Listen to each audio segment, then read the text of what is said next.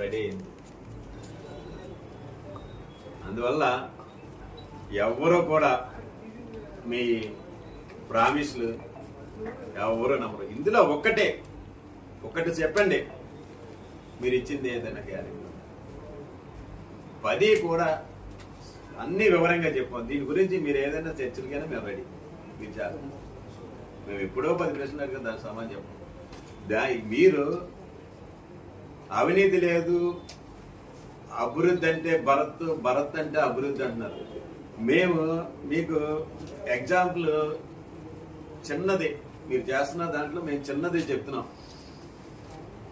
మీరు ఈ lighting poles వేశారు, ఈ లైటింగ్ పోల్స్